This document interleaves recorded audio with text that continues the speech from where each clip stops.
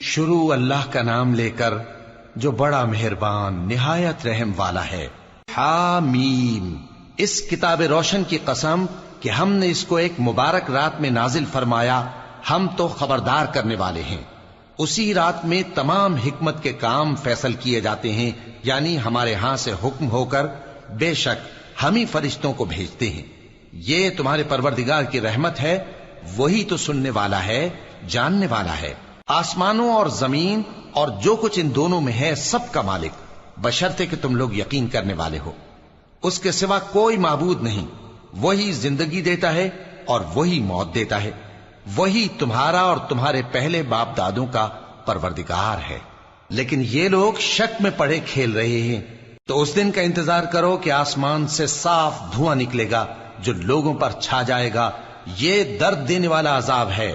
اس وقت وہ کہیں گے کہ اے پروردگار، ہم سے اس عذاب کو دور کر، ہم ایمان لاتے ہیں۔ اس وقت ان کو نصیحت کہاں مفید ہوگی، جبکہ ان کے پاس پیغمبر آ چکے جو ہمارے احکام کھول کر بیان کر دیتے تھے۔ پھر انہوں نے ان سے منہ پھیر لیا اور کہنے لگے، یہ تو سکھایا پڑھایا ہوا ہے، دیوانہ ہے۔ ہم تو تھوڑے دنوں عذاب ٹال دیتے ہیں، مگر تم پھر کفر کرنے لگتے ہو۔ جس دن ہم بڑی سخت گرفت کریں گے تو بے شک انتقام لے کر چھوڑیں گے۔ اور ان سے پہلے ہم نے قوم فرعون کی آزمائش کی، اور ان کے پاس ایک عالی قدر پیغمبر آئے جنہوں نے یہ کہا کہ اللہ کے بندوں یعنی بنی اسرائیل کو میرے حوالے کر دو، میں تمہارا امانت دار پیغمبر ہوں، اور اللہ کے سامنے سرکشی نہ کرو، میں تمہارے پاس کھلی دلیل لے کر آیا ہوں، اور اس بات سے کہ تم مجھے سنگسار کرو، میں اپنے اور تمہارے پروردگار کی پناہ لے چکا ہوں، اور اگر مجھ پر ایمان نہیں لاتے تو مجھ سے الگ ہو جاؤ۔ تب موسیٰ نے اپنے پروردگار سے دعا کی کہ یہ نافرمان لوگ ہیں۔ اللہ نے فرمایا کہ اچھا، میرے بندوں کو راتوں رات لے کر چلے جاؤ، اور فرعونی ضرور تمہارا تعاقب کریں گے، اور سمندر سے کہ ٹھہرا ہوا ہوگا پار ہو جانا، تمہارے بعد وہ پورا لشکر ڈبو دیا جائے گا۔ وہ لوگ بہت سے باغ اور چشمے چھوڑ گئے، اور کھیتیاں اور نفیس مکان اور آرام کی چیزیں جن میں وہ عیش کیا کرتے تھے۔ اسی طرح ہوا، اور ہم نے دوسرے لوگوں کو ان چیزوں کا مالک بنا دیا۔ پھر ان پر نہ تو آسمان اور زمین کو رونا آیا، اور نہ ان کو مہلت ہی دی گئی، اور ہم نے بنی اسرائیل کو ذلت کے عذاب سے نجات دی، یعنی فرعون سے۔ بے شک وہ سرکش اور حد سے نکلا ہوا تھا، اور ہم نے بنی اسرائیل کو اہل عالم میں سے علم کی بنیاد پر چنا تھا، اور ان کو ایسی نشانیاں دی تھیں جن میں کھلی آزمائش تھی۔ یہ لوگ یہ کہتے ہیں کہ ہمیں صرف پہلی دفعہ یعنی ایک بار مرنا ہے اور پھر اٹھنا نہیں۔ پس اگر تم سچے ہو تو ہمارے باپ دادا کو زندہ کر لا۔ بھلا یہ اچھے ہیں یا تبا کی قوم اور وہ لوگ جو ان سے پہلے ہو چکے ہیں؟ ہم نے ان سب کو ہلاک کر دیا، بے شک وہ گناہگار تھے۔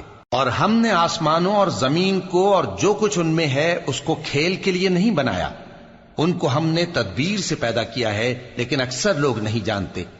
کچھ شک نہیں کہ فیصلے کا دن ان سب کے جی اٹھنے کا وقت ہے، جس دن کوئی دوست کسی دوست کے کچھ کام نہ آئے گا، اور نہ ان کو مدد ملے گی مگر جس پر اللہ مہربانی کرے۔